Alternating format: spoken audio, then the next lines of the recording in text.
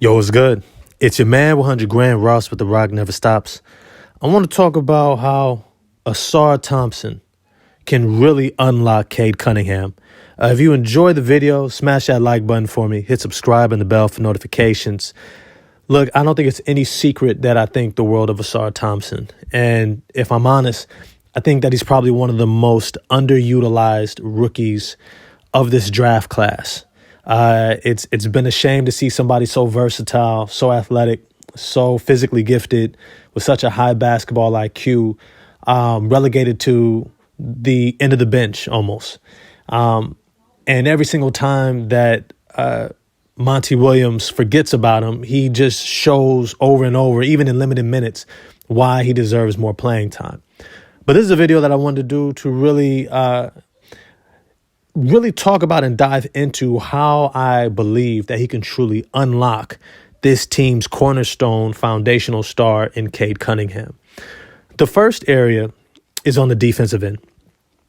Ausar's ability to cover defensively and guard many times all five positions really takes a degree of energy away from what is spent by Cade Cunningham to defend the other team's best perimeter wing offensive player and have to carry the load on the other end of the court when it comes to playmaking, facilitating, and setting the table for this offense. You see, when you have an all-world defensive talent, they don't just help you out in terms of guarding an individual player, but what they do is that they allow for the other players to be that much better of defenders because they don't have to be relegated to mismatches, or the other team has to expend time to get the best defensive player off of their best offensive player in order to create the matchup that they want to have opportunity to score. All these things play into your favor as a defense. On top of that, when you play great defense, you know what you get? You get steals, you get blocks, you get runouts. And this is the second part that I want to point out, is that the transition game should be 10 times better than what it is.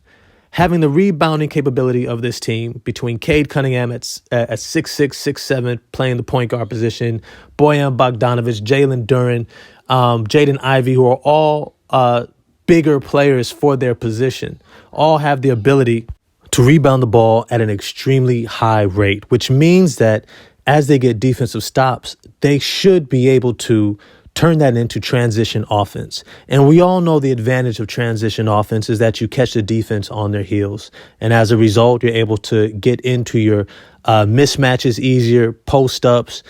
You get a small sealed by a big under the basket. You get a big out on the perimeter against a small, and you get to attack the rim or get a good look at a three, right? It just opens things up offensively for you.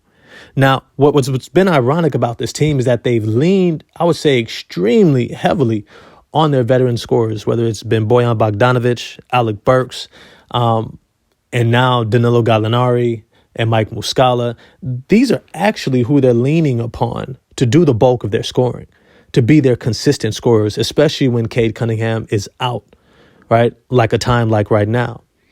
But what this does is it really sets them up to focus most of their offense in the half court, which is something that, ironically, Monty Williams has kind of been known for. He's never been known for creating a great transition offense, right? Being able to get out, score easy points, get out on the break, fill the wings, attack the rim, and things of that nature. That's not his MO. But I think it's something that he needs to transition into, because when you have all-world talents, all-world athletes like Ausar Thompson and Jaden Ivey, who are going to be able to outrun, outjump 90% of the players in the league, you have to take advantage of that, especially when you have such a young team that is going to struggle with half-court offense as they have the entire season. And whether it's Cade Cunningham with the ball in his hands or someone else, they have struggled to execute, especially down the stretch.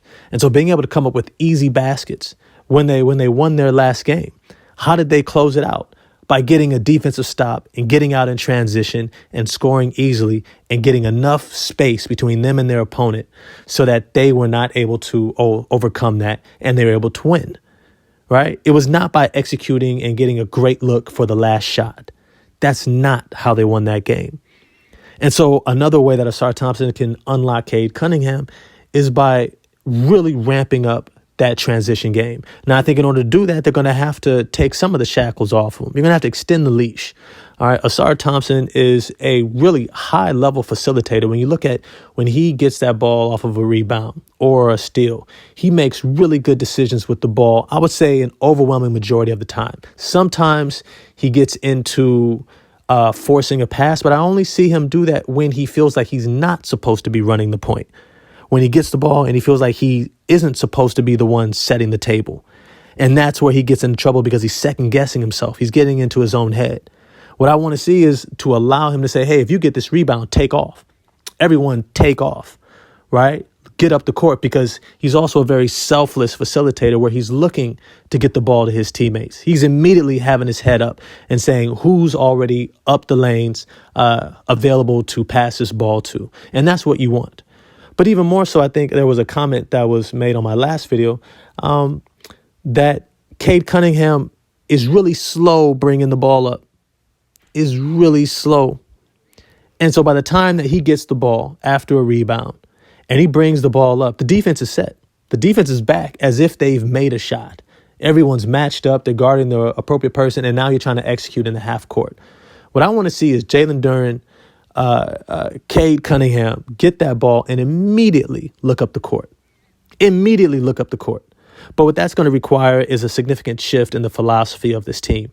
I know Monty Williams loves Isaiah Stewart. We all love him.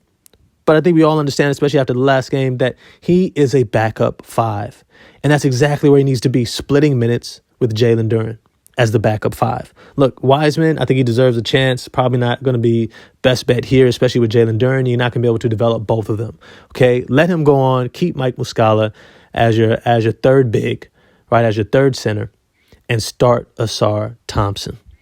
You can start against power forwards, depending upon how big they are, how strong they are. If they're a little bit stronger, maybe you want to start with Bojan Bogdanovic on them, right? And Ausar can be a help defender. But they have to unleash him in transition. They have to figure that out. And they have to get Cade some help so that he's not constantly trying to set up in the half-court offense. Now, the last area that I think Ausar Thompson is going to be able to unlock Cade Cunningham is in his off-the-ball movement. You know, Cade Cunningham is one of those guys, along with Jaden Ivey, who are not going to have a hard time getting into the thick of the defense. They're not going to have a hard time getting past their individual defender and getting into that second line and third tier of the defense. But many times, both of those guys get stuck. Killian Hayes as well. Killian Hayes does a little bit better job of keeping his handle alive, as well as Marcus Sasser. But it's to say that both those guys tend to get stuck. They tend to run into that third layer of defense, and all of a sudden they look up and then they're trapped by 2 to 3 defenders. And they're trying to make a really hard pass. But many times the guys on the perimeter are just standing there. Bojan Bogdanovic might relocate. He might. Isaiah Stewart, maybe. But for the most part, the guys are standing there waiting for the pass. And what they really need is somebody who can cut off the ball, who can fill those lanes on the opposite side, on the weak side, dive into the paint, and get a nice little dump-off pass. Look, if you can't hit Jalen Duren off the pick and roll, if you can't kick it out to Bogey, if you can't see Jaden Ivey on the offside wing, you need somebody to make something happen without the ball. And that's where Ausar Thompson comes in, because he's a really talented finisher, able to finish with both hands, under the rim, right? Over you, and dunk on you and give you a poster. He's got a great second leap, which means that even if he misses a shot, he's able to get right back up before the defense is able to go up for the first time and try to grab that rebound and get his putback. So these are the ways that I see Ausar Thompson unlocking Cade Cunningham. And I believe he can do a lot of the same things even for Jaden Ivey. It's all to say he needs to be in the starting lineup. But as always, I want to know what you all think. Get at me in the comment section. Holler at me there. If you enjoyed the video, like, subscribe, hit the bell for notifications, and I'm going to get at y'all. Peace.